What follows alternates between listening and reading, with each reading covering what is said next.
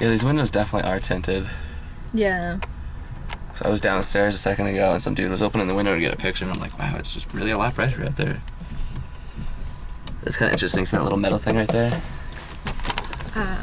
Yeah. I think it's a old cigarette ash tray or whatever. Let's see all shit. Cool.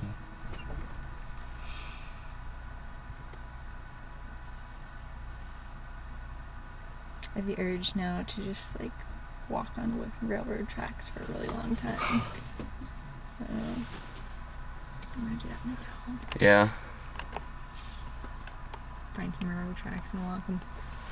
Yeah, there's a train station in Saratoga, so we have rail tracks, and I lived at the other end of town, and you could like ride through a park, ride over the rail tracks, and then you're in like the mall, sort of like, you know, where they have all the shops and whatnot, just like every community, you know, they usually kind of stick like all the retail stores here or whatever, and yeah, a lot of train tracks. Yeah, I always liked them.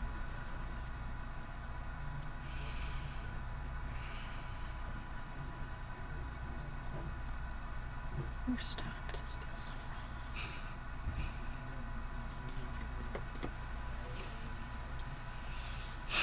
I wonder if they cycle the air in here, or if like it's like fresh air or recycled air. I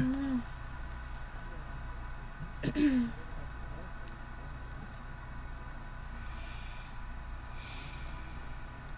Do you draw? I took a drawing class. Uh-huh. I wouldn't say that I draw. I have managed to bust out some halfway decent pictures. Cool. Under the, instruction of a teacher. Uh-huh.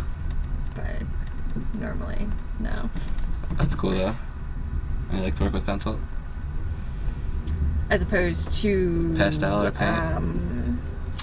Well, I've never really done much painting. Uh-huh. But as opposed to charcoal, yeah. Uh-huh. Because charcoal is just smudgy as fuck. Yeah, that's why some people use it, though. Yeah, some people like it, but I'm a messy person. Uh-huh. And so when you put me and charcoal together, it just turns into a mess. Huh.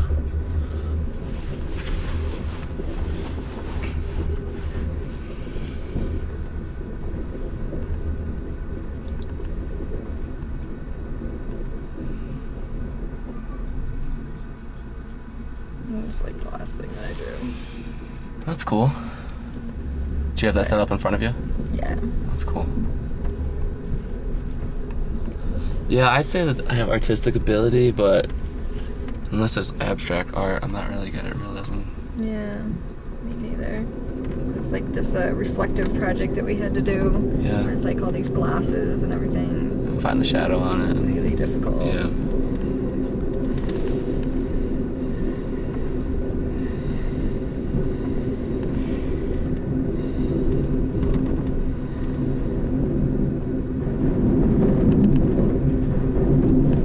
This is like a pretty big tunnel. You could like hang out in here.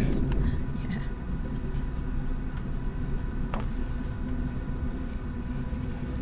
Wow.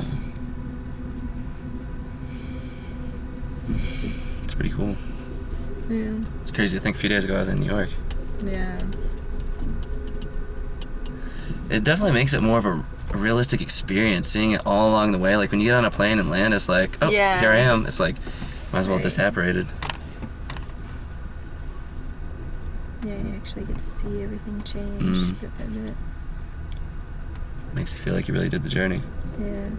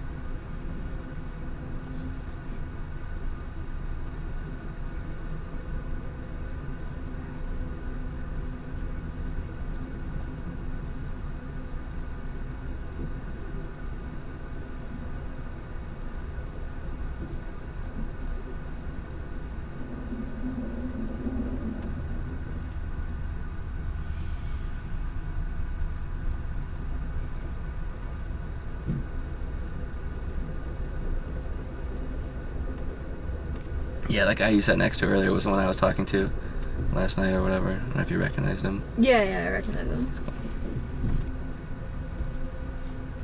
Yeah, that's right. You did sit next to me. We were talking about music for a long bit. Yeah. And you're like, thanks, I'll have my headphones back.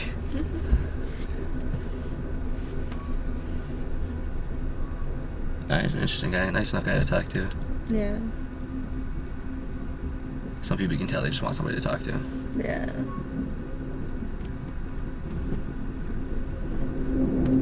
Working for a heterosexual man. Can't say I disagree. I found that in a couple instances, having a woman in my life has been better for me. Women are usually a little more conservative. Sometimes I can Yeah. take too many risks, get a little too wild. Yeah. I mean, just generally the people that you surround yourself with, you know, Right. have an influence on you, you know. Yeah, it's true too.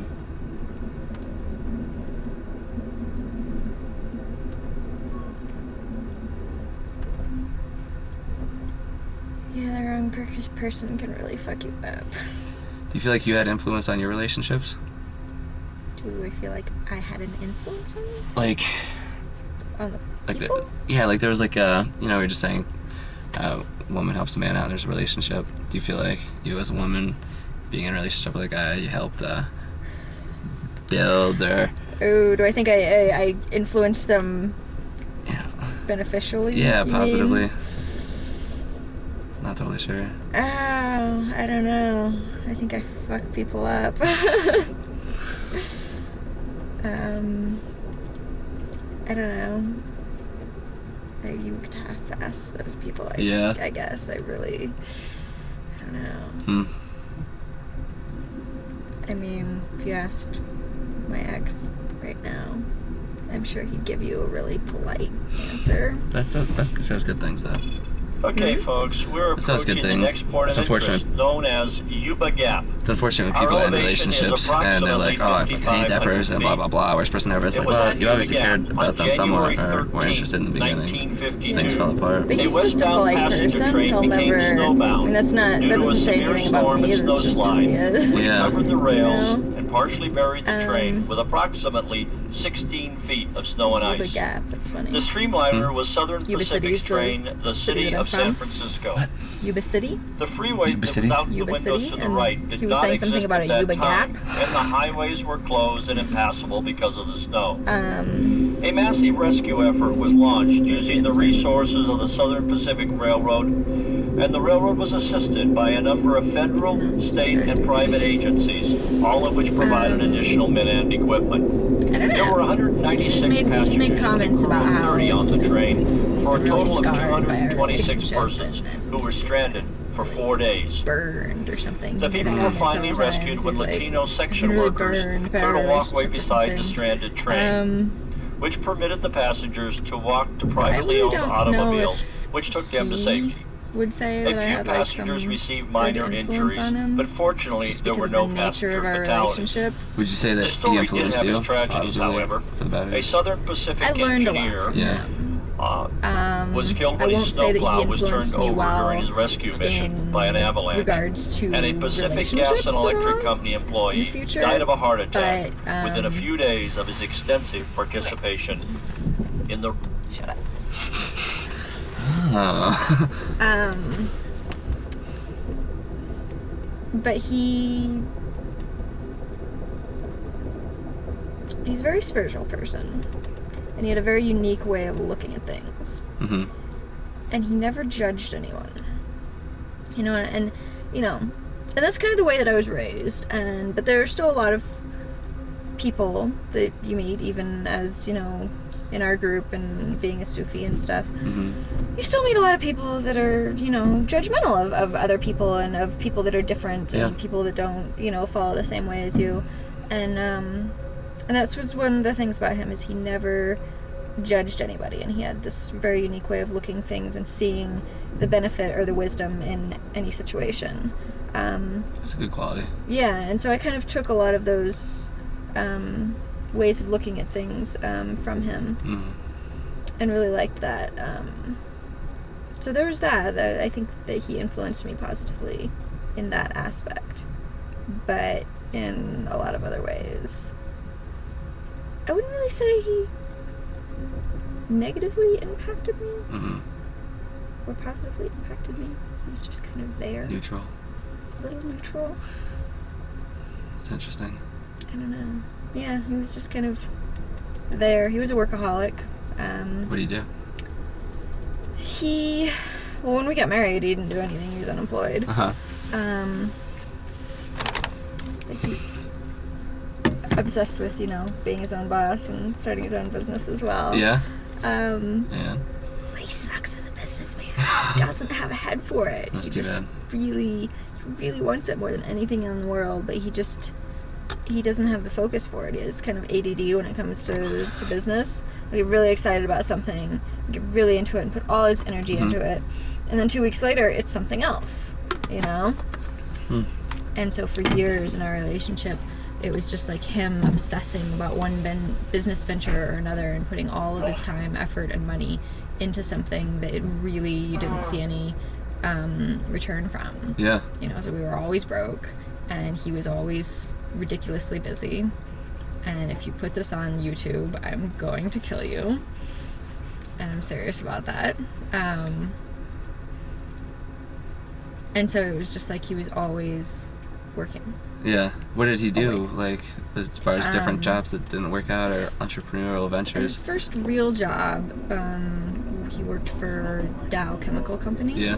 And he was like a customer service rep for them, placing styrofoam orders and stuff through big companies and stuff like that. And then from that he moved. He actually made this really big jump because the thing about him is he's a salesman. He can sell you on an idea or on himself, just really well. And if you don't know him, you don't know that he's completely incapable of following through. Okay. But he is a good salesman. But he's really good at selling something Yeah. if you don't know him that well. Okay. Because you're like, wow, that's really impressive. Yeah. And that's kind of why I married him. He sold me on stuff, I didn't know that he couldn't follow through on any of that. And he managed to move from being like a customer service rep at Dow Chemical Company to the advertising operations manager for the Detroit Free Press and the Detroit News. Really big, like, kind of, he just leapt, he was like the manager of managers, and that sounds like it would bring in a decent paycheck, at least for a little while. Yeah, but he just... So didn't do it for very long? No, he's still working there. Yeah. What happened to the entrepreneurial spirit, though? But he was doing that. I mean, he was always doing like 6 different things. Okay. So he'd be doing that, and then he started a publishing company. And before that, it was a... Did he publish anything? Yeah, he's published stuff, but it's... I mean, it doesn't really go anywhere because he doesn't have the resources to make it really, like, marketing and things like that, He wrote a book on quantum physics, Really? So he does a lot, and he has a lot in it. He's pretty familiar with quantum physics. It's complicated. Is that like bullshitting or like? He's really smart. Uh-huh. He's kind of self-taught in that aspect, But he wrote this whole book about how quantum physics relates to spirituality, and just kind of the relation between. What was the title? Principles of Eternity. Oh, okay, cool. Anyways, where was I going with this?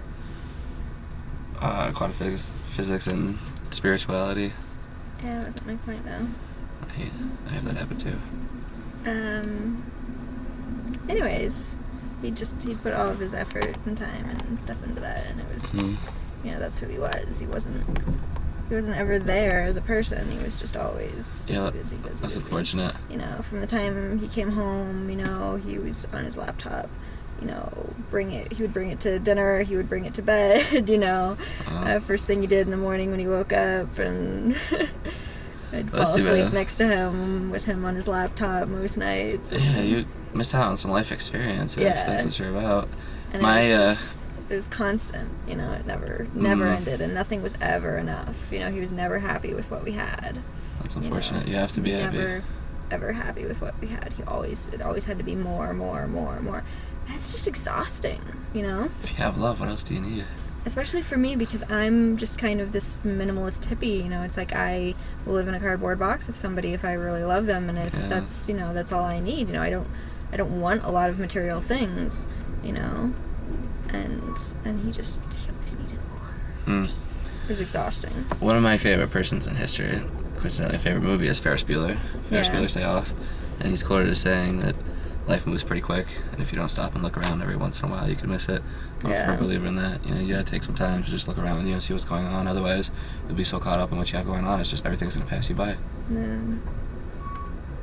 And I guess I've maybe been a good influence on him, because he says that, like, since we broke up, he's kind of stopped working so much and starting to try to, you know, learn to kind of live life outside of the box. Well, it sounds good for him. His computer, and trying to kind of find himself a little bit and stuff, which is good, you know. Do you guys think you'll reconnect later in life? Reconnect. I mean, we're remaining friends, you know. We've actually done a really decent job at remaining friends. You know, up until I left, I had lunch with him about once a week, you know. Yeah. Just get together and talk. And that's cool. We made much better friends than we ever did, you know, partners. Yeah. Just because, I don't know, it's a different dynamic. Yeah, I know how you feel. Been through something similar. Yeah. But I mean, reconnect romantically? No. No. No. Missed the boat. Completely. There's nothing there anymore. I don't know. And I've realized a lot about myself and, like, what I'm looking for in a person and why I get into relationships like I do, and I just look at that and I'm just like, that's not what I want at all. Not even close. What do you want? Well, tell me what you don't want, and what's the opposite of that? That's a complicated question to get into. Like rocks. You don't have to answer it if you don't want to. You can just say you don't know. It's complicated.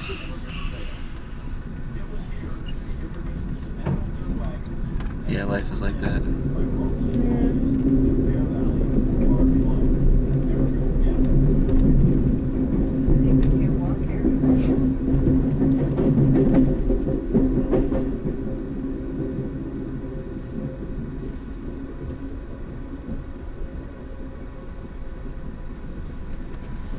I guess it's sad to think I've spent most of my life kind of in and out of relationships with people that I didn't actually really want to be with.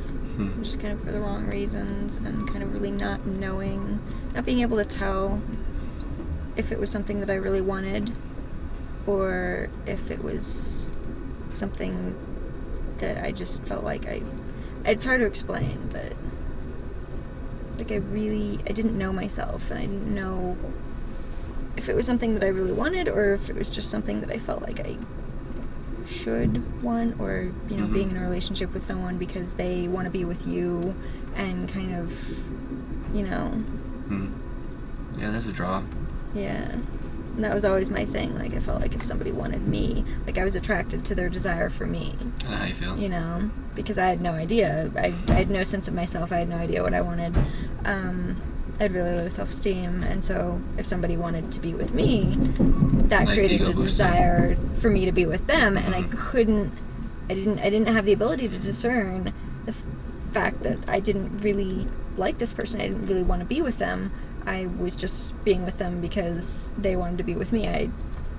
It's really an obvious thing, but for some reason it took me a long time to learn. Yeah. Not in these rocks, but back there. No, I mean, it's really interesting, and you know, I don't really fault you for it, because I think it happens to a lot of people. You know, we all want somebody to recognize who we are, show us, you know, more about ourselves, and you know, we all want to be loved too. So, you know, I know exactly what you mean when you say, you know, you're attracted to people that are attracted to you. It makes things a lot easier that way. Just not always getting exactly what you want. Yeah, but I couldn't recognize the fact that it's like, at the heart of the matter, I didn't really like these people. Yeah. You know, and that's what fucked it up once I got into a relationship with him was because, you know, at the heart of it, I didn't actually like this person. I didn't really want to be with them for, you know, who they were, you know? And with, you know, with Ali, my ex, it was a little different because, you know, that had always kind of been my pattern. It was one of the reasons that I got with him, just because I recognized that pattern, and I said, okay, well, here's somebody who's not professing any strong desire for me, and I didn't so much really care for him. But I was like kind of in awe of him because he was really accomplished, and he was just really impressive, and like I said, he sold himself really well. And so I was kind of intimidated by him. I was like, wow, this person's really impressive, and you know, and they want to marry me, and even though I'm not really feeling it, I was impressed with the person enough to want to go along with it, because I felt like, you know, it's like, okay, he's not feeding my kind of selfish desire to be needed, so whatever I'm feeling for him is not a reflection of that. So it's got to be, you know, it's got to be based on something real, which it was, you know, but it wasn't, you know, I respected him at the time, and I admired him, and I was intimidated by him, which is a bad foundation for a relationship if you're just completely intimidated by the person. But I didn't really like them. I didn't really like him as, like, I didn't like him romantically, you know? And that's what I didn't realize at the time. It's really weird. I kind of usually start out with a romance, and then hopefully everything else falls into place. Yeah, I did it backwards. Huh. Yeah. I mean, I think you gotta play it, whatever. Like, I tell you, you're wrong. Like, being in your shoes, like, I would say that I would probably make a similar decision. Yeah. I don't know if I marry a black dude, but Hey, don't rule it out. The right person can really turn you around. I would date a black woman. Yeah. I don't have anything against ethnicity.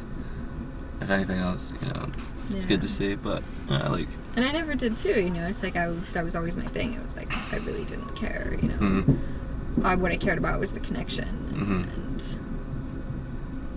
and so like when he came around, like certain people would tell me, they'd be like, you know, there's a culture difference here, but that kind of part of me was just like, there's a part of me that wanted to be like, no, it doesn't matter, you know. And it wasn't that he was black, it was just that there was so much cultural difference that it just made it really difficult. So, you know, it did matter, you know, not specifically that he was black, but that he was African, you know. You see that in African culture, women are treated as equals as men, or is it more like a second-class citizen or second-class citizen in Africa, but not as much in America? I never really spent a lot of time, you know, I never went to Senegal, I never went to Africa. But what I did experience, no, they weren't treated like second-class citizens at all. But also the people that are around, the limited amount of Africans that are around, you know, like his mom was the daughter of a king of a small country in Africa, so she was, you know... A princess? Pretty much. She was an African princess, and so she was very regal and kind of noble in her just kind of attitude naturally. She just naturally portrayed that, you know? That makes sense. So there was nothing kind of diminutive Yeah, I get about her, you know?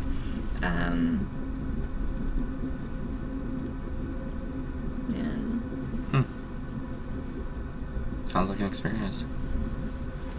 Yeah, everything's an experience. Right.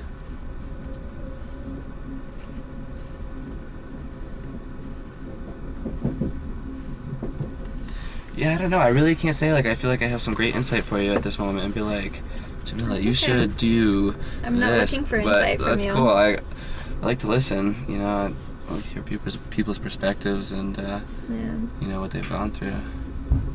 Give me like a couple of days, I'll mull it over. Yeah. I'm that type of person.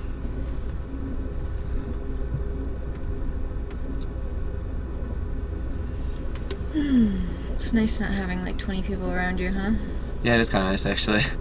It's nice to have a conversation without, you know, worried about so-and-so overhearing you or awkward or whatever else.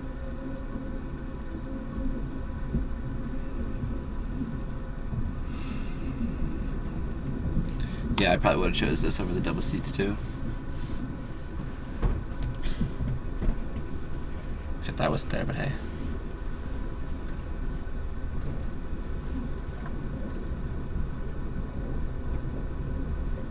I love the trees. So let me ask you a question. What? What do you feel it is that we have in common, or the reason that we can have an open conversation with each other and not be too concerned about it? It's not like we really know each other that long. Well, I think the reason is, I mean, I'm like I told you, like the other day, sometimes I can have a better connection or openness with a person that I really don't know very well. Mm-hmm. And I tend to just kind of talk about things to sort of process them in my own mind. So I will meet just random people and kind of tell them my life story. That's cool. Not just anybody, obviously, but just, we seem to just be able to talk. There are just certain people that you can talk to and certain people that you can't, and you're just one of those people that I can. How you doing? Howdy. I just knock out the bed. The sheet will just hang down for a minute. What's that? I got to make up the beds before we get to town. I don't have to do it right now, though. Oh, okay. But I'll set this here so it's ready for the future. Cool. Okay. I'll be right back. I'm so confused. Why does he make me the bed now? So let's do it before I get to Tahoe. I don't know, maybe just know. All right. Cool, thanks. Try to get it when you want it. Thanks. We're sitting. Yeah. Go for it, bud. Well, let's get in your way. Or maybe. Oh, I guess because Somebody else is getting in. maybe. But we're not getting off of Tahoe. Or I'm not getting off of Tahoe. It's very weird. I'm getting ready to go to sleep right now. Little nappy time.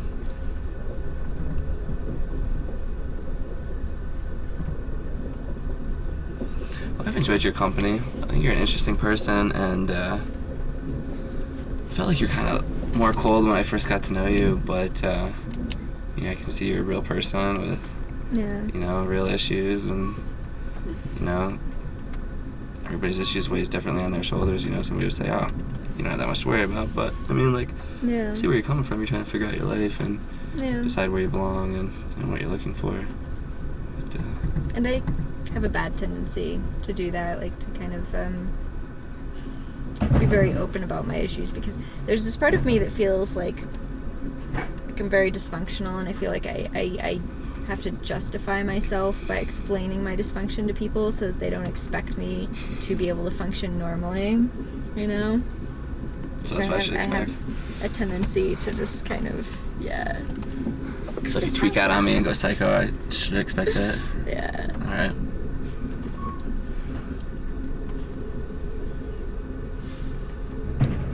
But, I don't know.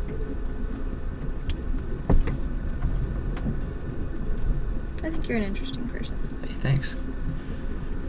I think so too, but it's not like I've led another life to compare to. Yeah.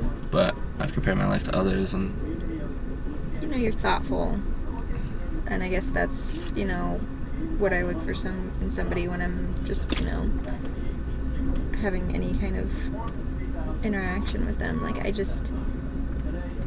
have to have somebody that has a certain amount of depth and the ability to just think and have a conversation. Otherwise it's like, I can hang out with you for a while, but it gets old real fast. And I get bored. Honestly, I get bored with the type of people that you can't have a real conversation with, And I can have a real conversation with you, so. That's cool, I appreciate that. Even though I tend to ramble on about my issues all right. and life story. No, I appreciate the same. It's just hard to find those people, and in a lot of senses I have fake conversations with real people, like the bullshit, hey, how's it going, blah, blah, blah, all right, bye-bye. That's the thing about me is I'm bad at that. I'm bad at, casual surface fake conversations, so it's like I launch into these, real things and people are like, okay, buddy. How do you like my casual conversations that you've seen so far? Like what with other Saying people hi to and random stuff? people, yeah. I mean, it's normal, you know. That's normal. I'm not normal. Yeah, I'm afraid of the people who are. Yeah.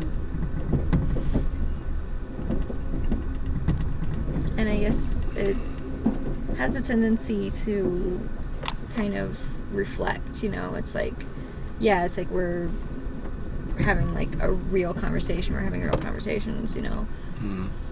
But it's like we could just as easily not, you know. Yeah. It's like I could have started talking to you and just not talk about anything real, and we could have, you know. And Yeah. I'm sure that would have reflected on like how you interacted with me.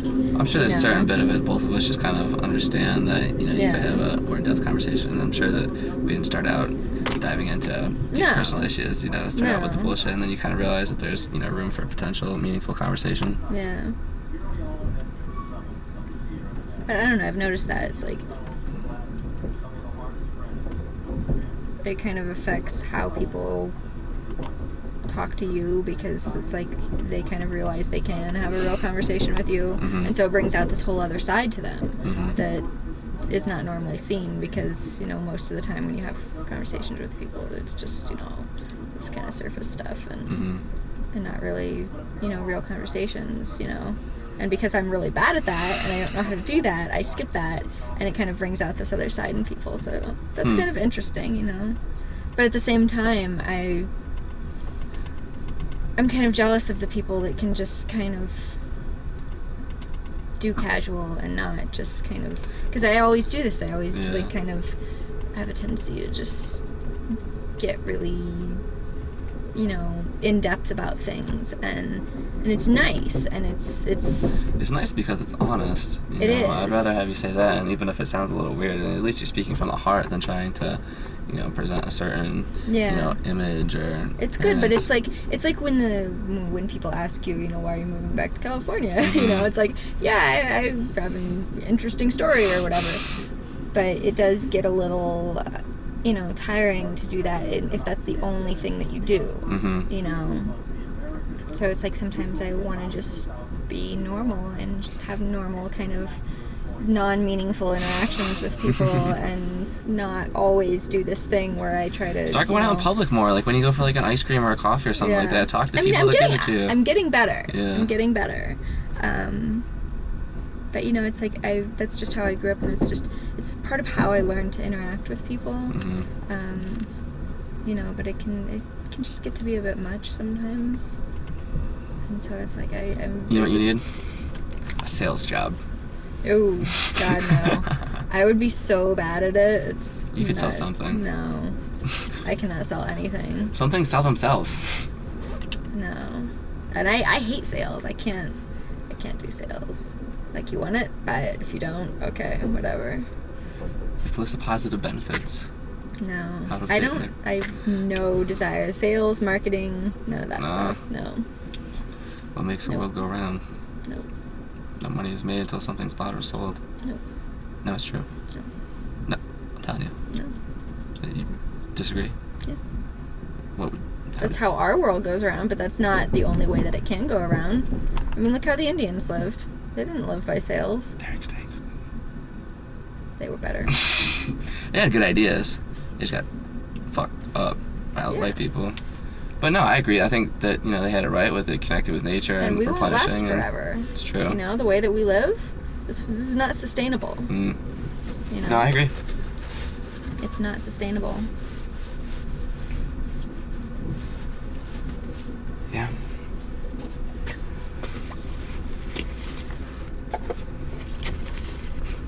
Could do a whole documentary on that.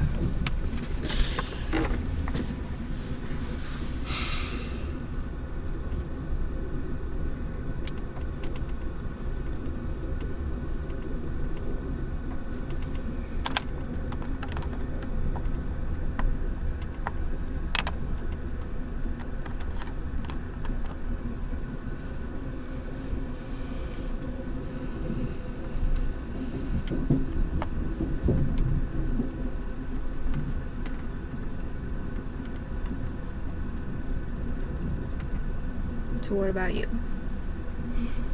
I really have enjoyed being close to you, whatever, you know? Yeah. I just really appreciate that sort of thing. I don't know if warm and there's love there somewhere, you know what I mean? Might not be verbalized, but, you know, just that sort of stuff, I don't know, it just means a lot to me. Yeah. Just being able to hang and share and whatnot, you know, I've had a good relationship where, you know, that was pretty much the basis of it, and, you know, like I said, I felt like I've learned a lot or whatever, and, you know, it's done well for me, and, you know, I'd hope to find something like that in the future, you know, not identical, but, you know what you don't like, and you know what you do like, Yeah. you know, so you just gotta start with, you know, something like that and then go from there. Yeah. It's cool. I find it interesting, you know, the connection that can develop, especially over a short period of time, you know, between two people. Yeah. You know, it's not like we're just sitting here talking, whatever. I have my hand on your arm or whatever, and you did totally finally, my arm. or your leg or whatever, and you did finally agree to, you know, my arm around you. So, Yeah. you know, a certain amount of like comfortability and. Yeah. I don't know. I tend to be kind of a physical person, you know, and so it's like How does that work out for you? Not wanting to. difficultly. I don't know. Yeah, because it's like I really enjoy physical contact, you know, but then I'm not the type of person, you know, so I don't have casual relationships, and you know, I don't really, you know, I don't sleep around at all and stuff like that. And I mean, I've been in a relationship for the past 5 years. Jamila, I honestly think that's a beautiful quality to not be sleeping with a bunch of other people, whatever, for whatever reason. That really does say a lot about you, and you know, not just because, you know, I've heard that's better through, you know, my religious upbringing and you with yours, or whatever. Yeah. I honestly feel that you can avoid a lot of baggage like that, and Yeah. you know, I've met people and I've dated girlfriends who have had, you know, an insane amount of sexual partners, and I've had 2. that's incredible. Yeah. It's incredible. Yeah, I've had closer to 20. Yeah. But, you know, I don't know what it is. And it's hard for me to explain, I guess, because I can't say, like, I've necessarily chosen that lifestyle. But I've seen it in other people, you know, from the other side. And I think it's easier because when two people do fall in love with each other, you're saying, you know, there's something extremely special about you that sets you aside from everyone else, you know? Yeah. I could have slept with everyone else, but I'm choosing to sleep with you, you know? And Yeah. after going through, you know, the commitment and all the rest of it, you know, that says something. You know, a lot of people are, you know, aren't about that, and Yeah.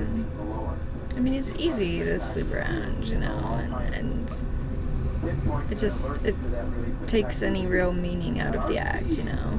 And yeah, and I'm a physical person. I could very easily, you know, let that side of myself, you know, just rule me, you know. So it takes a certain amount of self-control. yeah, I think that's what it is. It's the control you have over yourself that not as many people do.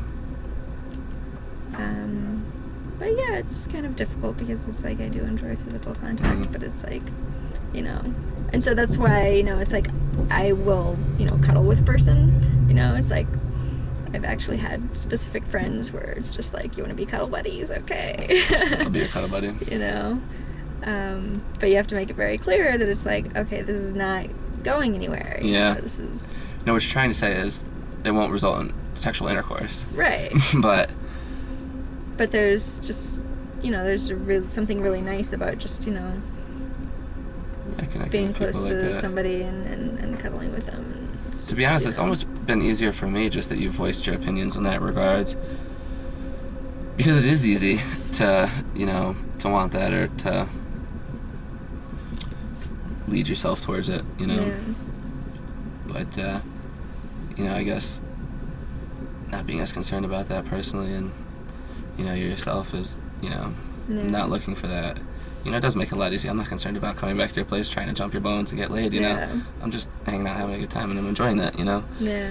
And, you know, I've had other experiences where I've enjoyed the, you know, close, you know, intimate interaction two people have, you know, sharing Yeah. conversation and being with each other.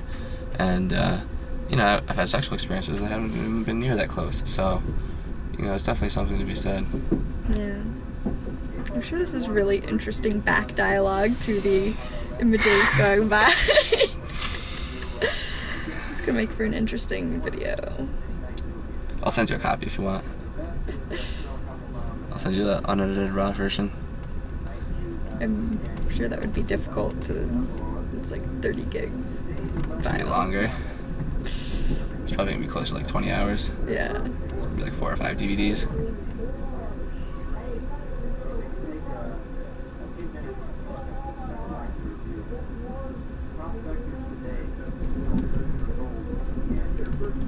So I just want to clarify.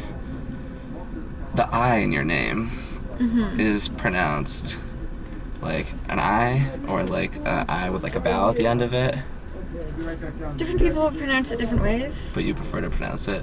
Jamila. Okay, so more like Some people pronounce it Jamila. yeah, that's kind of what I was going for originally, I think. Yeah, a lot of So- people growing up would say Jamila, but Jamila? I always say Jamila. That's cool. Yeah. And which my nickname to my close friends is Mila, Uh-huh. which Mila would be a little bit. Yeah. That's cool. Yeah.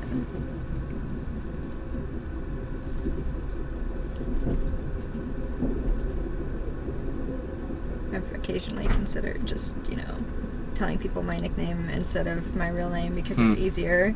Because you say Jamila and they're just like, what? And they never remember it. But I don't know, it's just not the kind of, it's still not a common name. No? Like Mila. There's like one other Mila Kunis from that 70s show. Okay. She was in Forgetting Sarah Marshall. No, she's been in a bunch of different stuff recently. Did you ever watch that 70s show? On and off, but like if somebody else is watching it, it's not like I turned. Yeah, she was like the dark-haired, kind of bitchy girl. Yeah. Yeah. She's actually a really decent actress now. That's the only other Mila Kunis out there.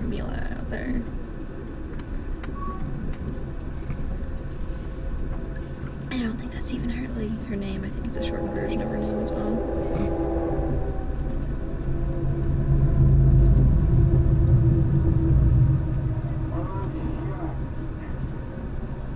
What's that?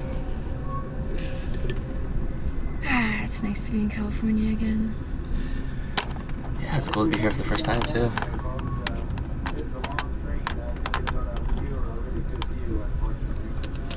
I'm going to the bathroom. Be back. I'll still be here.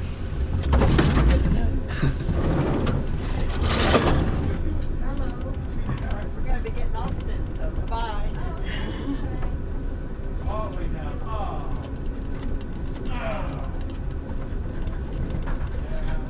Sometimes you're lucky and sometimes you're not.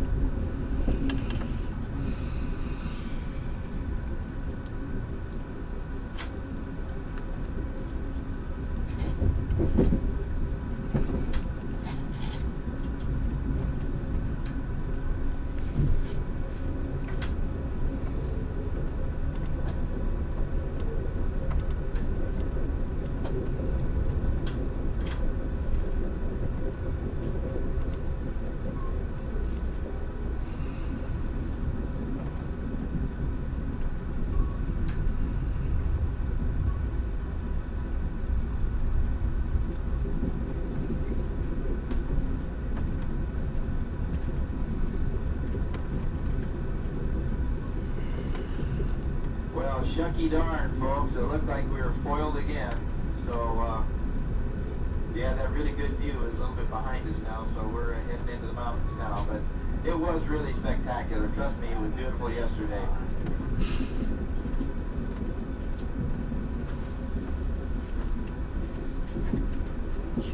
Yeah, write your letters of complaint to the Union Pacific Railroad.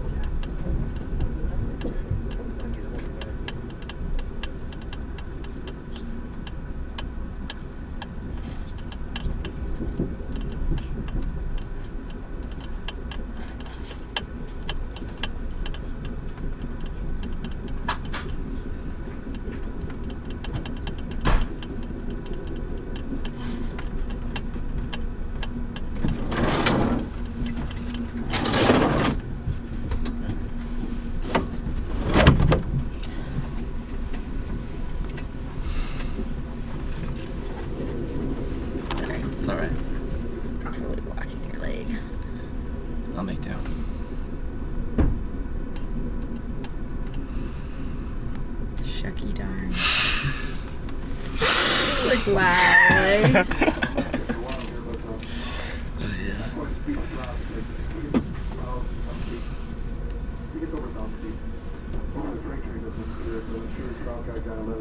She wants to see something kind of cool I don't show anybody. Sure. Yeah? Don't worry, I'm not taking my pants off.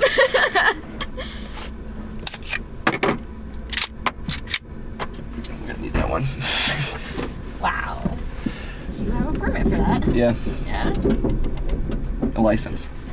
Thanks. To carry? Mm-hmm. Wow. Sealed. Glock 22. It's what all the is law enforcement awesome. guys carry. 40 Smith & Wesson. That is really cool. I got pre-band 31 round mags, 15 round mags.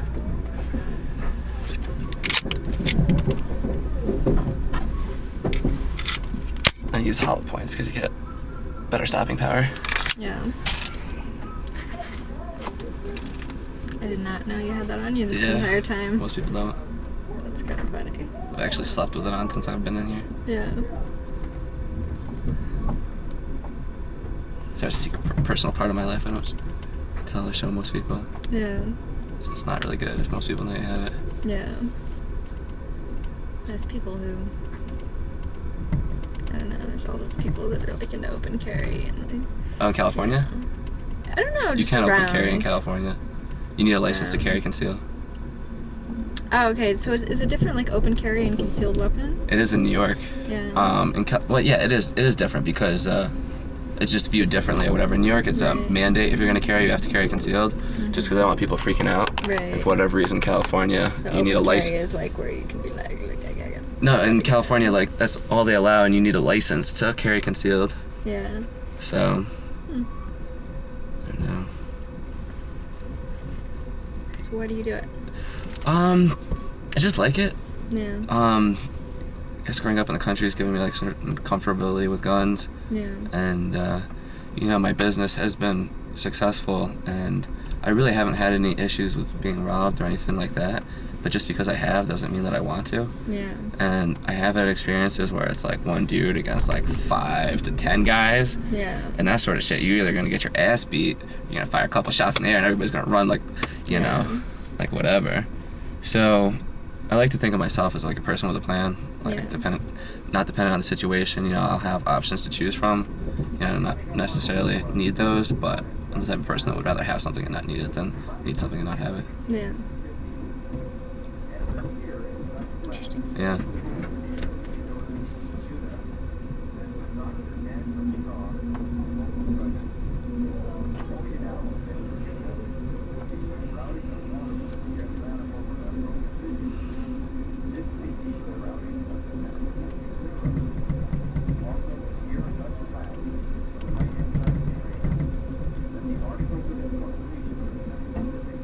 So what made you show that to me?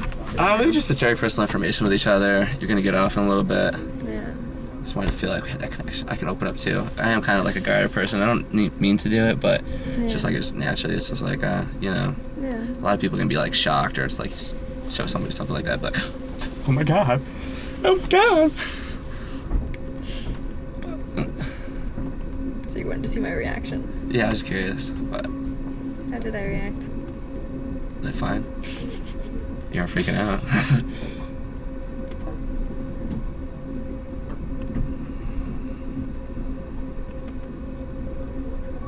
Yeah, the other reason is I'm moving too, so I didn't really want to mail it, but since I've had my license, I haven't spent the day without it. Yeah.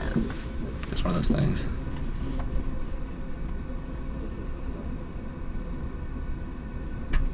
Have you shot before? Couple of times. Rifles, shotguns, I've shot handguns? a rifle, or shotgun a couple of times. Mhm. It's been years. I shot my dad's shotgun a Cool. couple of times, and I've shot a handgun a couple of times Cool. years ago. Who'd you shoot with? Friends? First time with a handgun was actually with my first ex. Uh-huh. He had one, or a friend had one? No, he wanted to go to a shooting range or something. okay, that's so cool. We went to some shooting range. Cool. And In New York, you can't do that. You need to have a handgun license. You can't just go to a range to shoot a gun. yeah. Yeah, that's a bitch. And like with the shotgun, I was just out in some field with my dad and Cool. some of his friends. He has a shotgun currently, though? He's got a couple. Good for Yeah. him. Yeah, he's good. Sporting, under-overs, single barrels, 2-shot, I really couldn't tell you. magazine. Does it look like a sporting gun or like a fuck-you-up gun? Looks like a fuck you up gun. Black? Yeah. Yeah.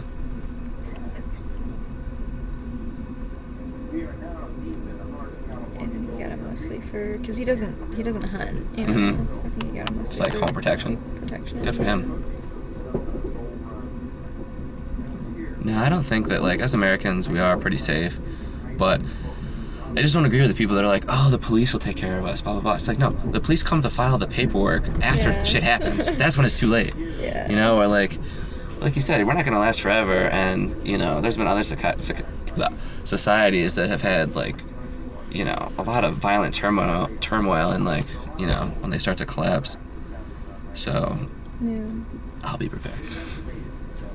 But, you know, I feel other people will be, you know, too. And, you know, belonging to a gun club, you get to meet a lot of other good people like that. Yeah. And some people think, oh, you carry a gun, you're a bad person or whatever. It's like, no, I carry a gun to protect myself.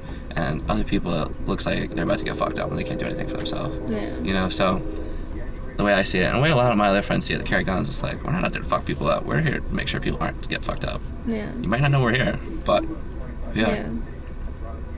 Yeah, I understand that. Mhm.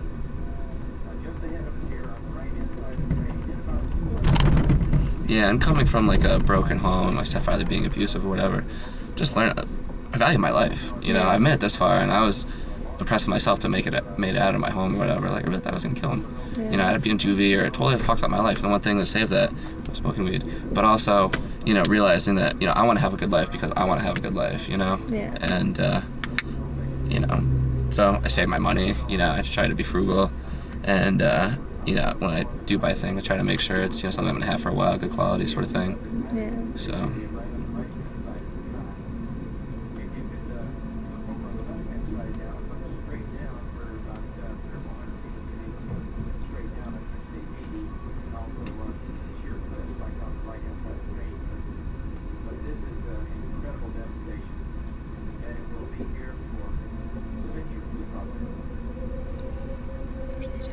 Devastation. I see like some sawdust piles over there. Maybe They're talking about the wood beetle, are they? the other side of the train. Oh yeah. Really. Oh. Oh. I can kind of see.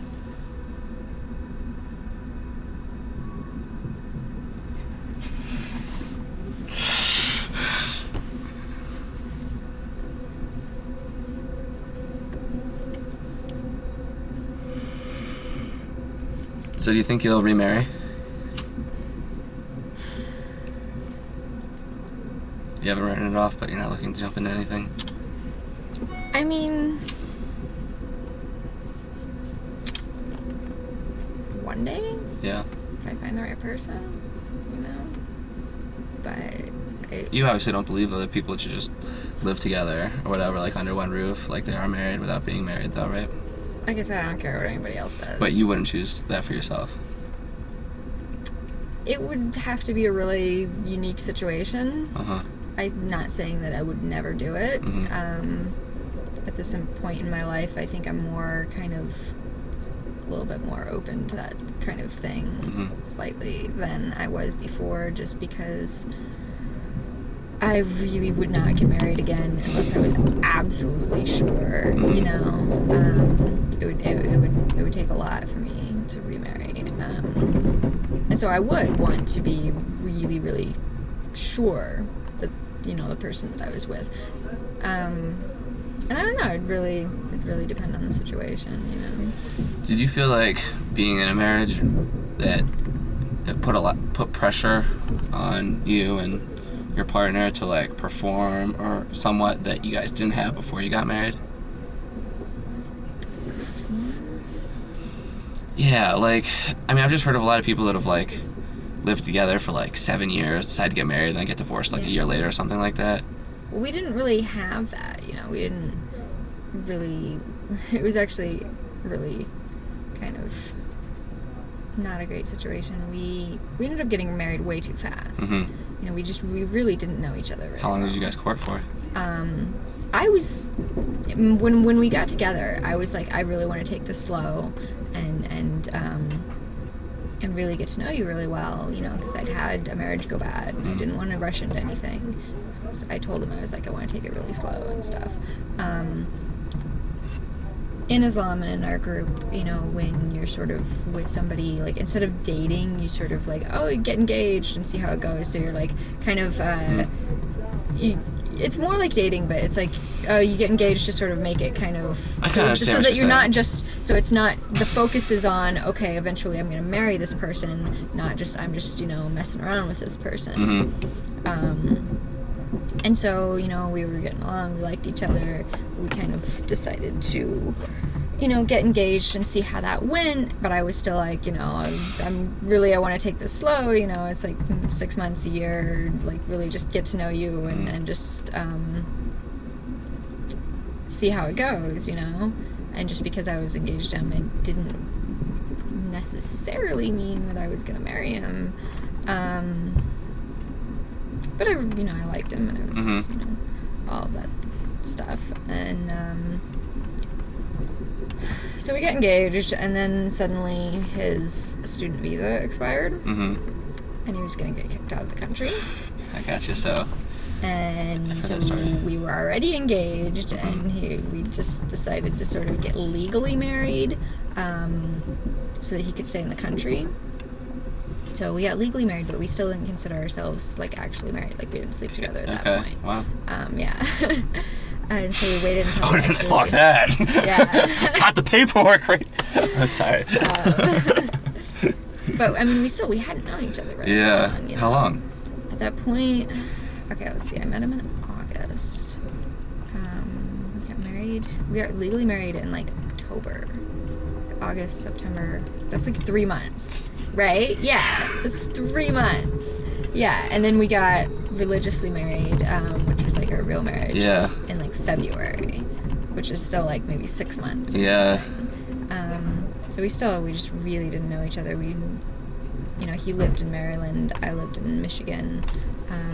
So most of our communication was, you know, on email and Wow. instant message, and he would come down on the weekends. Wow. And stuff like Why that. were you in Michigan? For that nonprofit Yeah. thing? You solely there for that? Yeah, And you moved there later? yeah, Wow. yeah. So we just didn't know each other very well. you Yeah. know? Yeah. How'd you guys meet? A friend introduced us. Okay, Cupid.com. Yeah, exactly. Craigslist. You knew it. That's cool though. I forget how this conversation started and where it was supposed to be going. Oh, you asked me if I thought I would ever remarry. So anyways, you know, it's like I fucked that up, you know, it's like I really fucked things up by just rushing into them and stuff, and so it would take a really unique situation for me to want to actually get back into a marriage. I don't know. Take lots of time. Yeah. You're still really young. Yeah. You might think you're getting older and your baby maker's gonna dry up and fall out someday, but you got some time to go. Hey, I could always adopt. Yeah, that's true. Don't have a strong desire to, you know, Have lots kids? of kids. No. And, I don't know. Yeah, I don't feel that urge at the moment, but I feel like at some point in Yeah. life I'd like to pass on. Definitely wouldn't get married just to have kids. Right. You know, and it's like, I don't know, just I've become jaded to the whole idea of, you know, relationships and marriage, and just like, I don't know, because I have a hard time staying in relationships, and I'm just like, why do you, I don't want to get into something that's just gonna fall apart again, you know, it's like, why bother? You know? It's tough though. I mean, like. But then at the same time, I know myself, and I'm always seeking out like connections with people, and you know, it's like on one hand I do really like to be alone, but on the other hand I also really like to be close to people. You know, it's like I always want to be close to someone. So it's like, you know, I'm always sort of fighting that, you know, and like I don't want to get into a relationship just so that I have somebody to be close to, you know, just so that I'm not alone, you know. I don't know. think you've got a good point. You know, I think that you're farther ahead than a lot of other people. Well, I've had more experience. Yeah. Learn things the hard way, why don't ya? Still a lesson. Yeah. Yeah. Which is really kind of annoying because I look at a lot of the people in my life and I'm really happy for them. Mm-hmm. But like my two brothers growing up were always like, I was the good kid. Mm-hmm. You know, I was so the good kid. You My seem brothers like were the good fucked kid. up. Yeah. Troublemakers? Is that sarcasm? For me? You know, I never got in trouble. I never did anything wrong. My brothers were constantly in trouble. Mm-hmm. Just really kind of, you know, had issues and stuff like that. And my older brother Sean, he's married. He has this ridiculously good marriage. Just Mhm. so like him and his wife are one of those people that are just kind of nauseatingly happy. You know, just can you guys stop? Can you You gotta be be a happy little? for I'm really so happy for him, Mhm. but could you not be quite so happy? In front of you, at least. Yeah. And my other brother Ahmed, who's married to this girl. They live out in Portland or Mhm. near Portland. He's the one that works Oregon. on wind turbines, and Cool. you know they've been married since he was 18, and they've been married like 12 years, and they're really good. And They have kids? Yeah, they've got 3 kids, Wow. and you know they're just doing really good. What ages are the kids? 9, 7, and 3. Cool. Yeah. And my first ex, I was only engaged to him. It was like my first serious relationship when I Yeah. was just a baby. He was one of those just really broken people. Mm-hmm. Completely broken home, just completely. He was always trying to make me choose between my parents and him.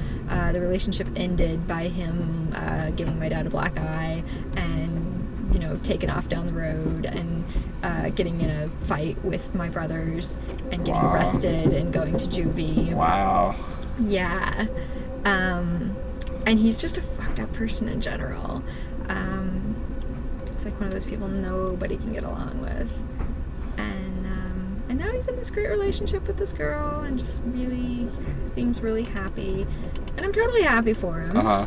You know, but I'm like, okay, all of these people are just like, had really fucked up lives, Mhm. really just kind of, I was the good kid. And I'm the one that's been like divorced twice Yeah. and cannot like manage a functional relationship. What's wrong with this picture? Like, that's annoying, dude. Yeah, I mean, everything happens for a reason. No, I'm sure I that's not what know. you want to hear, but... No, I know. I just like to gripe about it. Yeah, no, I'm sure you'll have something down the road later on in Yeah. life that you'll look back and be like, you know, And I that think- makes sense. You know, it's like, I like to bitch about it, but it's like, ultimately, I know myself, and I don't think I would have ever been able to take, like, just the normal route, you know? Mhm. I just don't think that was ever meant for me, you know? I don't know.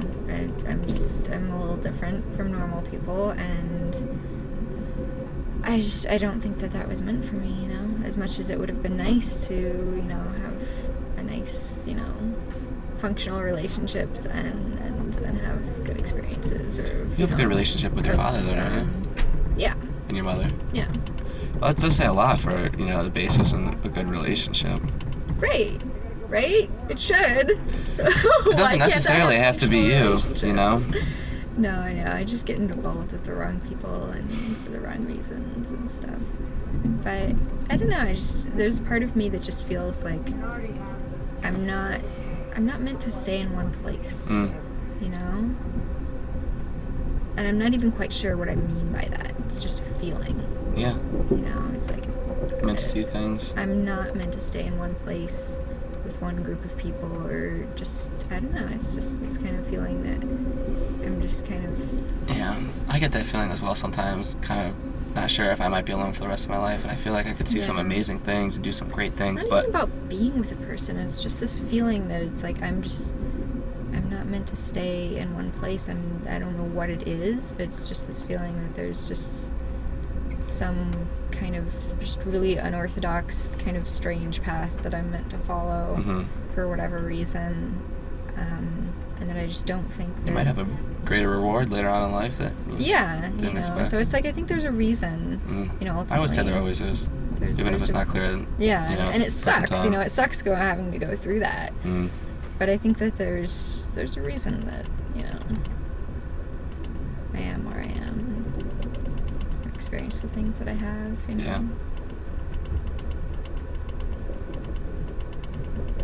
It's cool.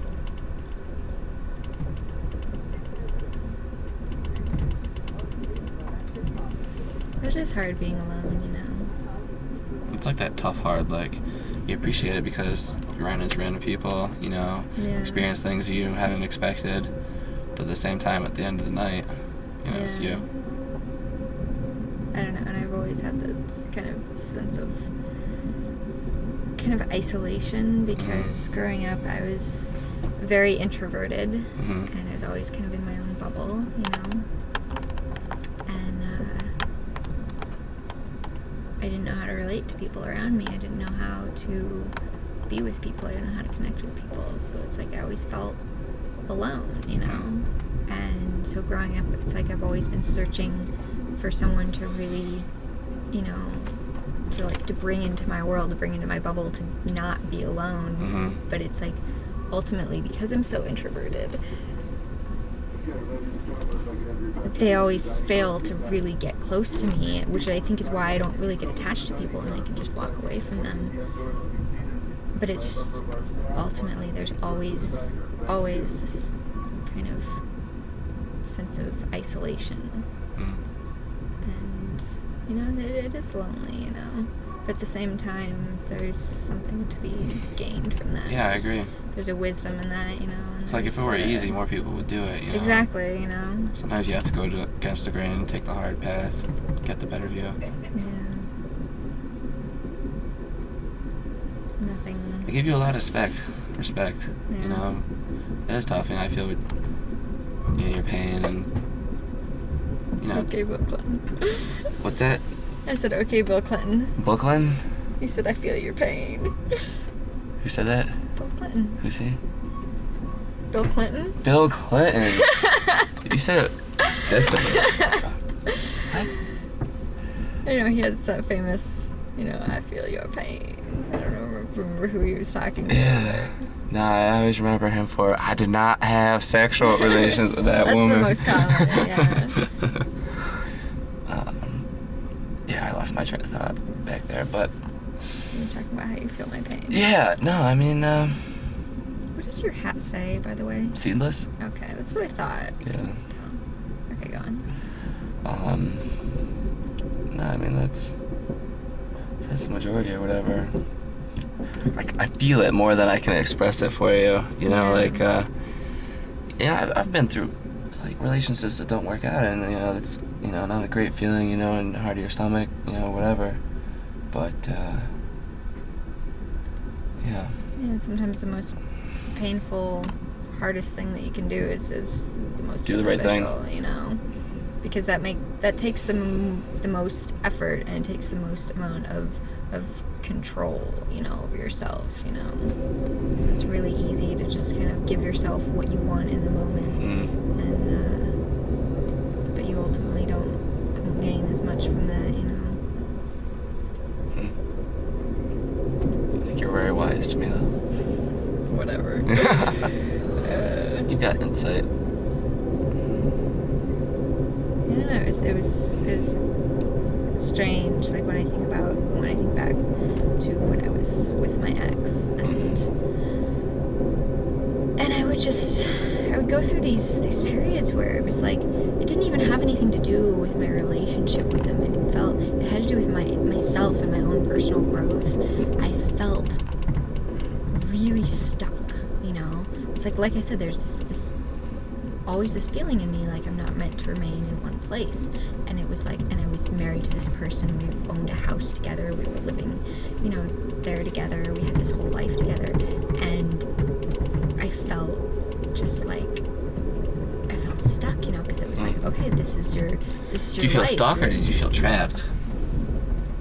I mean, yeah, true. You could say trapped as well, Mm-hmm. but it was like I felt stagnant in myself, Yeah. in my own personal growth, and just who I was and my life. I think the best thing you can do is to realize that and to try and change it. I mean, you're making a change. But that was the lifestyle thing. now. It was like I felt like I couldn't do anything, because this was, I was married to this person for better or for worse, and we had this house, and all I wanted to do was just pack a bag, put it in the back of my car, and just drive, and just leave everything and everyone I knew behind. Ollie and didn't share your same sentiment? Huh? Ollie didn't feel the same? I never shared that with them. Yeah. And I thought about that all the time, just getting in my car and just leaving, and not even because I was unhappy with him, but not just because of that, but because I needed to leave. I needed to not be just stuck in this one place. And I needed to believe that my life was capable of going somewhere else and doing something else. And I was completely stagnant in my personal growth. And I hated that. Yeah. It didn't feel right. It felt... How long did you feel like that for? A couple years. Previous couple of years? Yeah. Huh. And then, when I finally got up the courage to leave him, and I was able to do that, and I was able to be on my own and see that it's like, okay, your life is not stuck in this one spot and going in this one direction. It's, completely opened up again.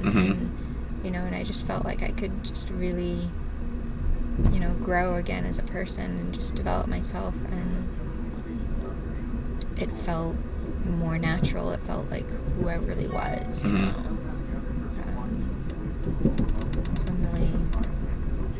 really glad for that,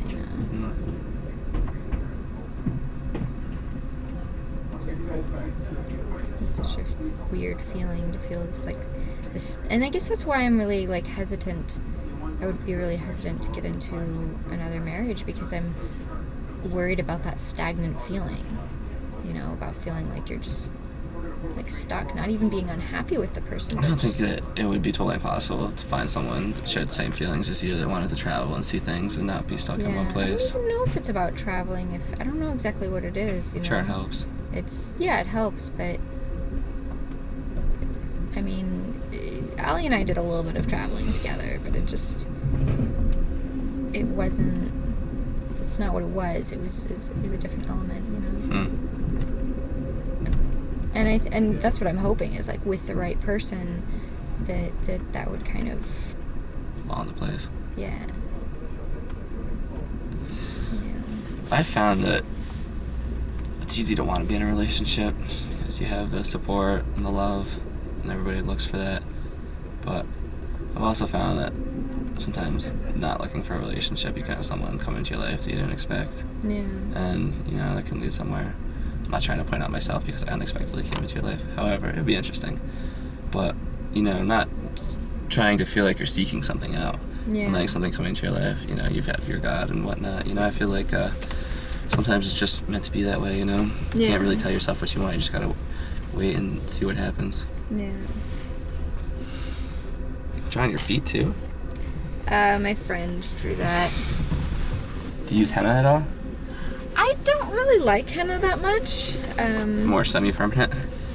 No, it's not that. It's that, when you're putting it on and it's kind of black and stuff, it looks really cool. Then it takes 4 hours to dry, and when it comes off, it's just this kind of orangey, dirty orange brown, and it just doesn't really look as nice ever.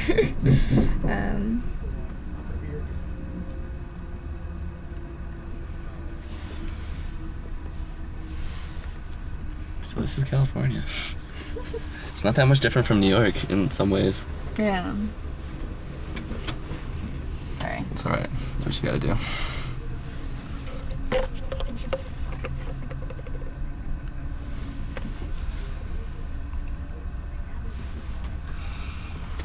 It's kind of wild I'm so close. Huh? It's kind of crazy I'm so close. Close to where California, my new life, being somewhere I've never been before. All the above. Yeah. So new world. A whole new world. A magic I was really hoping you weren't gonna make that connection.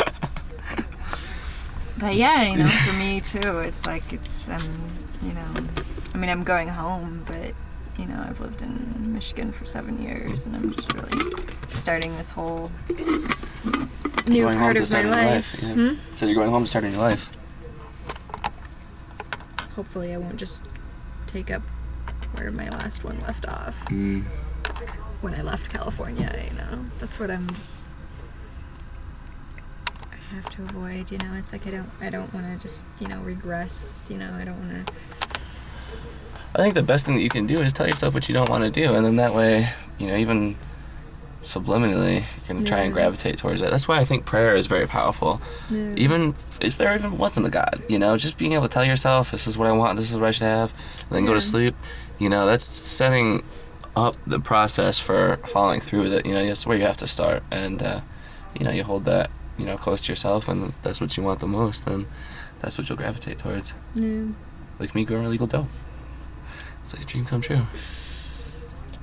I'm so happy for you. Thanks. You'll have to come and visit. I'll smoke you up. I feel like I smoke you up right now, but it'd be better if we got in the open away from everyone else. Yeah, all this circulated air and probably get around pretty quick. Yeah. I had thought about that. I'm like, no, I just really shouldn't. Yeah. And like I said, I don't smoke. You don't? We had a conversation about You said you this. smoke like a little bit. I mean, I will, you know. Uh-huh. I think you should. You should set yourself up in a nice spot, relax. You're not gonna go crazy, but just smoke one, chill.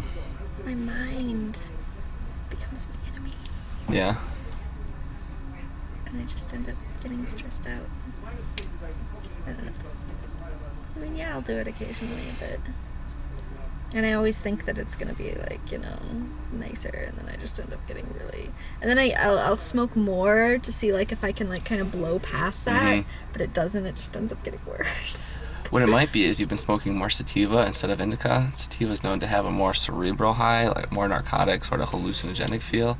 Indica is more used for people trying to treat pain issues. It's a body high, gives you more like a tingly sensation with less mind effects. Yeah, So, that would be interesting. yeah. It's like just because you don't like white wine doesn't mean you won't like red. I do prefer red wine. Oh yeah. You know, dry red. I'm not a big fan of fruity Yeah. wines. Grass Valley Street. That guy's got headphones on it and a CD player, but the CD player is like flapping back and forth. He's obviously not listening to God, something. it's 12 o'clock. Why does that guy have his like little bandage on his forehead? I think he hurt himself. Whack at the door. Maybe a train jolted and he whacked Yeah. his head on something. Are we in Grass Valley? Colfax. Well, we must be in Colfax. I Okay. don't really know where that is. Colfax.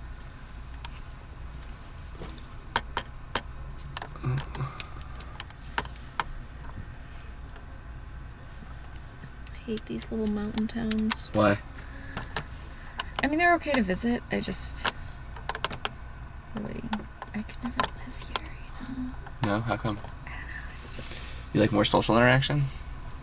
I'm not getting that No. feeling. I like more of a city kind of, Yeah, you just like the way cities just- move? huh? You like the way cities move? Yeah, and I don't know. I could do both.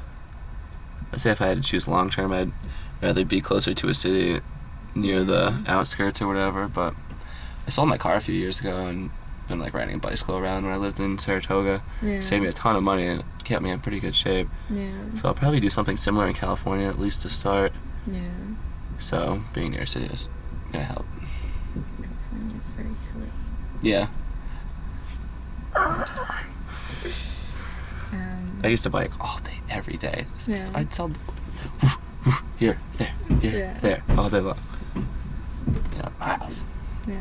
up hills, down hills, around hills. And in the wintertime, I'd walk. Yeah. And to be truthful, I never regretted it. I was never like, I'm a drug dealer, I should be driving around in Benz. And I was always really appreciative. Like, I'm so fortunate to be this healthy, going out, making money, living well, saving money. I really do feel like I've been extremely fortunate. Yeah.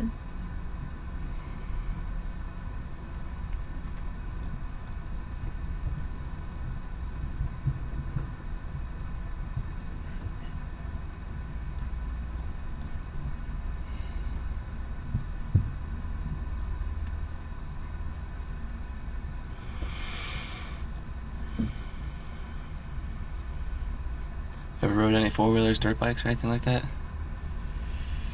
4-wheelers, Yeah. a long time ago. More like when I was a kid. Cool.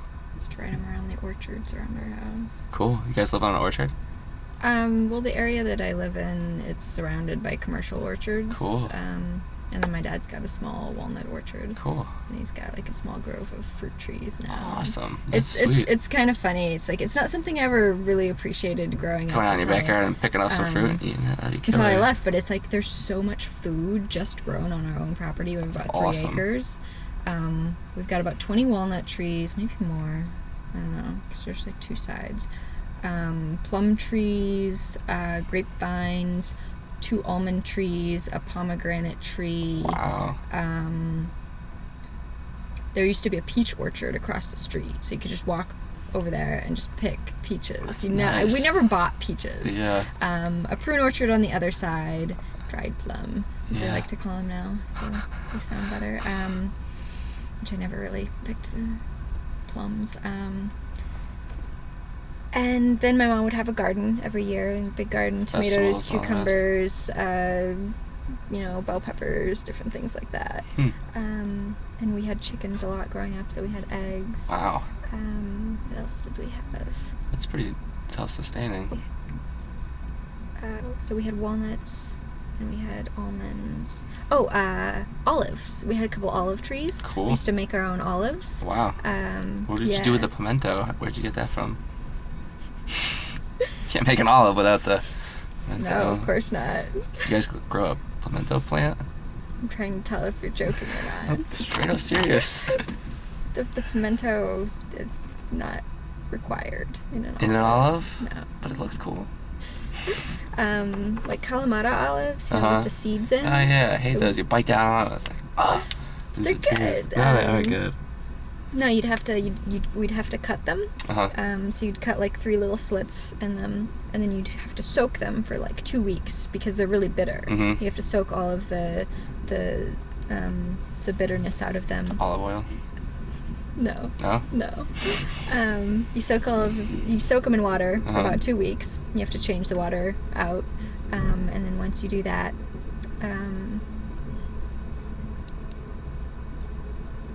soak them in salt water? No. It's been a really long time. Vinegar or something like that? No, you have to soak them. I'm trying to remember if it's that part. You soak them in salt water, or if the salt water comes after. I don't remember. I want to say you soak them in salt water, but you have to put so much salt in the water that it'll float an egg. Mm-hmm. That's a lot of salt. Yeah. To float an egg. And then you make a brine and you let them cure for a while. So. Interesting. But they're they stain your hands, so when you're Mhm. sitting there cutting them, at the end you have like these like purple hands Hmm. 'cause they're all stained up. So we had that. We had a pomegranate tree, which is really cool. Yeah. We'd have chickens and Is a pomegranate also known as the Chinese apple, or is that something else? You haven't heard that? I've never heard of a Chinese apple, but Okay. I'm pretty sure that's not it. All right. It's nothing like an apple.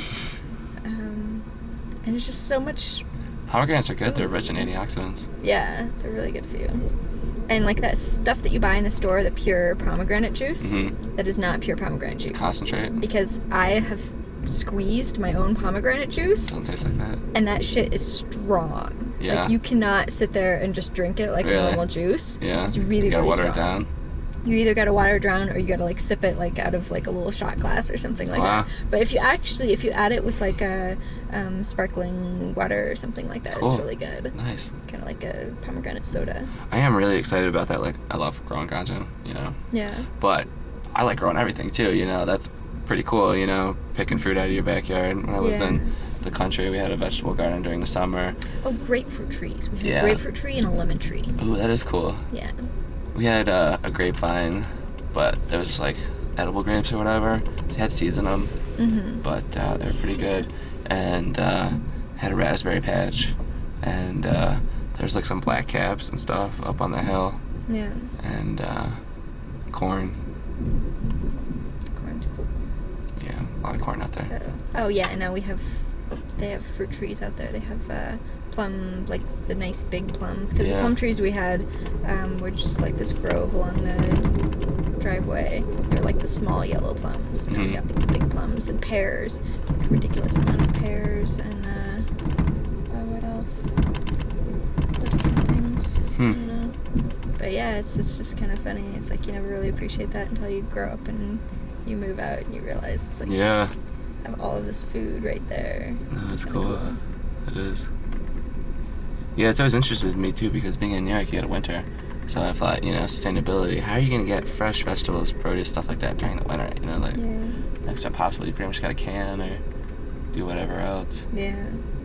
Yeah, my mom used to can tomatoes Cool. when we were young.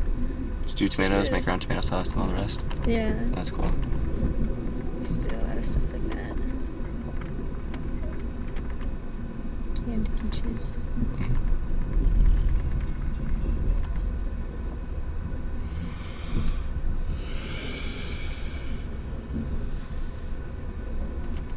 I kind of like this area. It looks pretty cool. It's Yeah. green, got space. Yeah. It's not overly developed. No, that's cool. I think I'm gonna be able to experience a lot. I'm looking forward to it. Those gotcha plants down there. No, I seriously. don't know. Maybe. What's the growing season here? From when to when usually? I mean, you can grow technically all year round, can't you? No. No? I mean, if you have like a whatchamacallit, indoor Oh, yeah. greenhouse. Yeah, gotcha. Yes. But I mean, we still have sort of a winter. Uh huh. You can't just grow shit all year round now. I mean, maybe in certain places. Yeah. I don't know. I'm sure certain plants as well. Yeah. Do you know There's what- different things like oranges and stuff grow in the winter. This is gonna sound kind of weird, but do you know when the light changes in California and you start to get less than 12 hours of sunlight? 'Cause that's like what the growing cycle revolves around. Plants generally, Yeah. they get more than 12 hours of sunlight will vegetate, grow, and when you get less than 12 hours of sunlight, they start to flower. Mm-hmm. Same with cannabis plants and other things. So if you have less than 12 hours of sunlight, you know, you're not gonna grow. Yeah. I don't know. My mom might be able to tell you. Cool. She's really into gardening. I should meet your mom. Who's the pot dealer I met on the train? Not a pot dealer I would anymore. love you. I'm sure we'd share some insightful conversations. I'm sure my dad would get along with you. He gets along with kind of most people. He kind of likes everybody. You know? That's cool. He's just, he's a very sociable person. He just goes out, and I mean, that's why his business has kind of done so well. Yeah. It's because it's like he's just, everybody knows him, you know? Because he just goes and he talks to everybody. Cool. You know? That's impressive. He's very good at sort of getting along with most people, you know? I try to be like that. Yeah.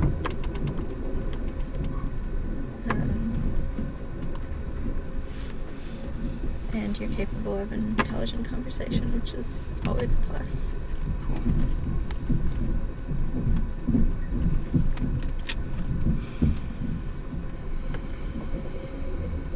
But no, you're not meeting my parents. We'll see. We'll see you not meet them.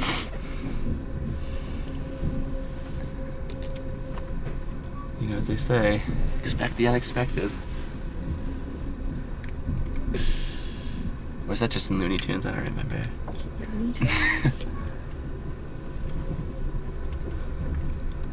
No, I like meeting people in general. You know, I think it's interesting meeting Yeah. people and then meeting their parents, you know, that's where they came from. So you can, you know, making that connection, it's easier to relate almost.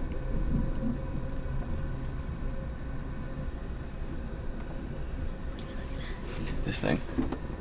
Yeah, it's for a strap. It's like on that side.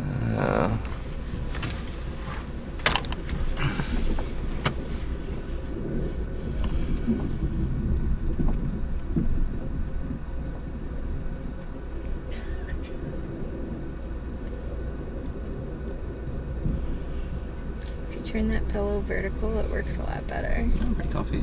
Thanks, though. I like that middle back support. Yeah.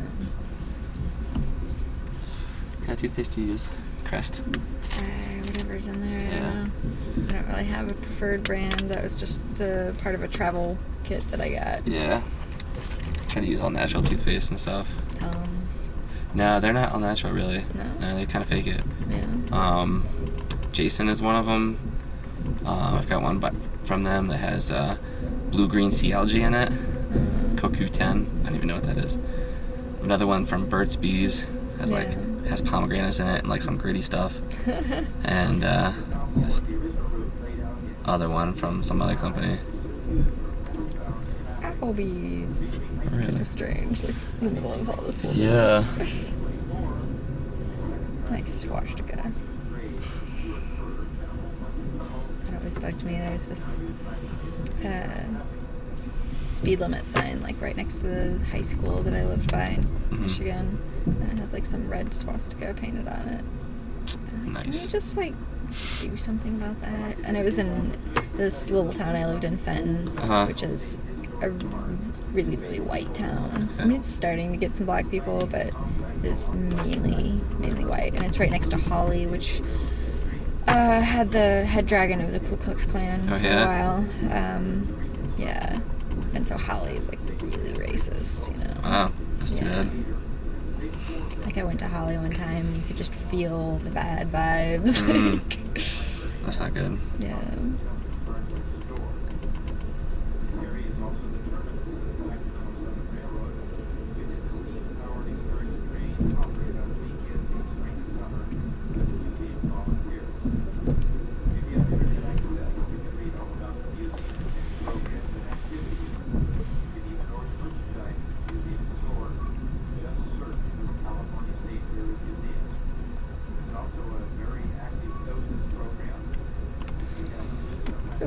When are you supposed to arrive in Sacramento?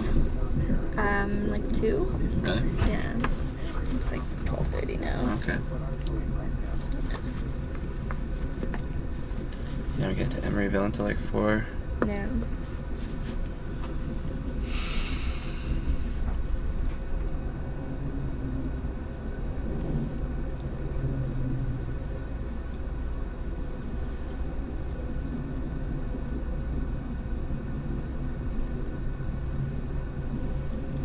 I don't know, yeah, like I was saying, this goes back to our previous conversation, but like the whole, you know, jumping into bed with somebody and kind of, you know, like not having sex with people and stuff like that, you know, it's like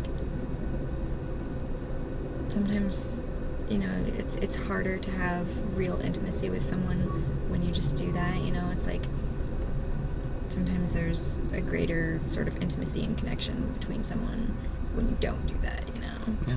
Like, I mean, right now we got like a really good connection going, you know? I can feel the love. But I mean, imagine if I was just some, you know, skanky little girl that had like, you know, jumped into the bathroom with you, you know, first day on the plane or on the train, you know? Do you imagine us having like a real connection after that? It'd be hard. I would like to think that there's always room for it, but I do, you know having experience that, you know, sometimes you can lack on that or whatever. Yeah. Sometimes I feel like, you know, a sexual relationship can lead to like a false sense of like of love, really. Yeah. You know, it can be easy to confuse, you know. So, I don't know.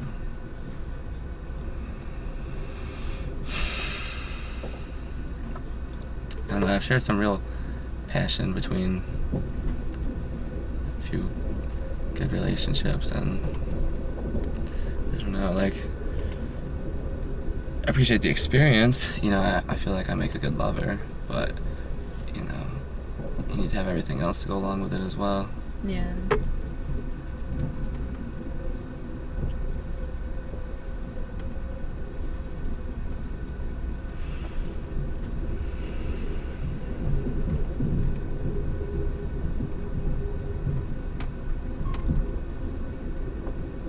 I don't know, maybe that's just my deal too. 'Cause, I don't know, I can tend to like sort of have like an emotional disconnect when it comes to like physical closeness, you know, like I don't know why, but it's like I can get physically close to somebody without like, and it, like sometimes there's just sort of this emotional disconnect that happens with that. Like it's just something that's like shut off in my brain, you know. Yeah, sometimes the opposite as well. Yeah. Or it's just I don't know. I mean, I could feel a connection even just sitting next to you or whatever. Yeah, I think things start out small like that. You know, eye contact leads to like verbal conversation, leads to like a small, you know, gesture or like touch or something like that, which is either wanted or unwanted, and it's a real back and forth. I read this scientific analysis of flirting, like the process I went through, and like I had known just from like personal experience that yeah, that's common, but the way they did it was just kind of interesting, you know, how much it has to do with like eye contact and just a lot of other things. And they really stressed, guys, don't take women that are friendly as sexual advances or whatever, and then women, don't lead men on or something like you know, Yeah. don't play the skanky hoe that's not gonna put out or something like that, or you know, just avoid that whole thing together. Yeah. But I mean, it's easy. Like, I can't really say what it's like to be a girl, but I mean, being a guy, there's, you know, certain hormones and Yeah. other things, you know, being played on that sometimes I think it short circuits the brain. Yeah.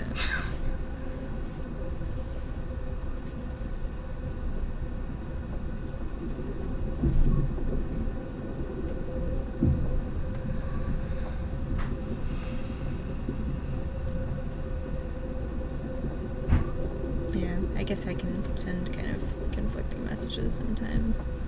Recognizing myself, you know, because I am like a physical person. I don't mind being like physically close to somebody, you know, but at the same time, it's like, you know, unless you actually know me, like, you know, that can come off as, you know, I've had friends tell me that, like, if to a stranger, I can come off as someone like really like kind of slutty, actually.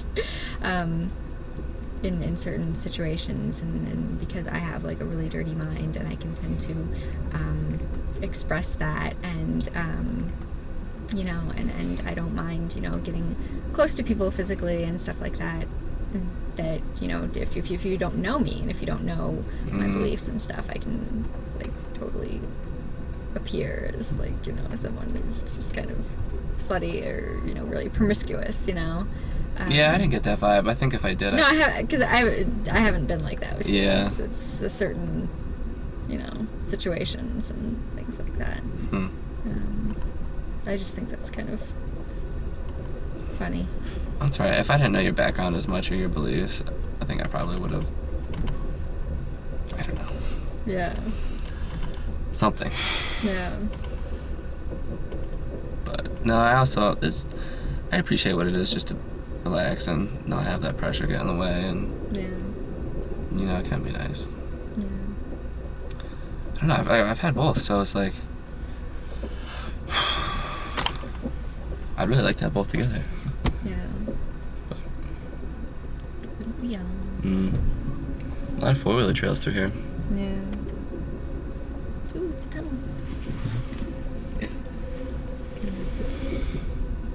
I want to walk through it. I don't know. And I guess it is kind of funny, you know, it's like with you and me, you know, it's like we're sitting here, you know, had your arm around me, you know, you've got your hand on my arm apparently. you know, but it's like, it's not going anywhere, it's not, you know, and I recognize that that's, I guess, not really maybe very normal, you know, because normally it's like if you get kind of physically close to somebody, like it's kind of leading somewhere, you know, and it kind of escalates. It can be. Yeah, no, you know. You have a point. Yeah. And I have a tendency just to be very kind of physically comfortable with people, without really kind of letting it go further than that, you know. Just because I do enjoy that physical closeness, you know, but... Has it been hard or frustrating for you and others? And others? Who are like more or less expecting sex? It's like, oh, fuck, what are you talking about? I mean, I don't really put myself, hello, random person. Hey. I mean, maybe. I don't really put myself in a lot of situations where I'm, you know, in somebody's face, you know. Is that more or less one of the reasons that you'd prefer to, last night, come back to your car as opposed to spending time with me? Could have possibly... Possibly what? I don't know. Could have touched you inappropriately or something? No, it was just, you know, I wasn't not as where I needed to be, appropriate. you know. Mm-hmm.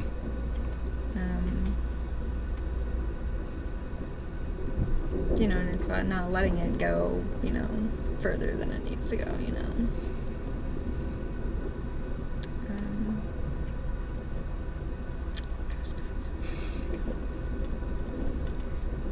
Do you remember where I was going with this? No, but the thought on my mind was that, you know, I've enjoyed your company, and, you know, I would like to see you, you know, hopefully sometime after our train ride. I think it could be interesting. Yeah.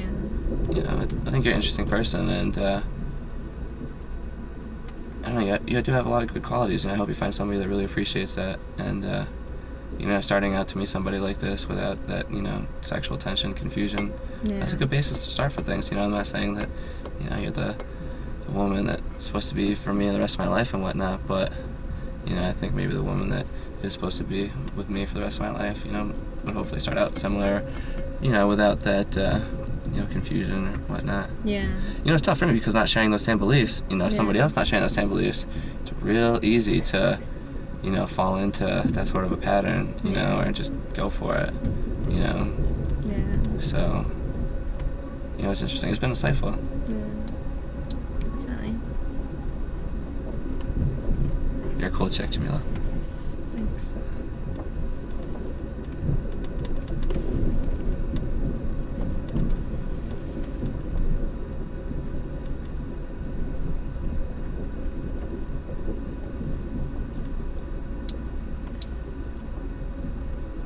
It's like one of those guys that kept asking me like why I didn't drink, you know. Everybody drinks, and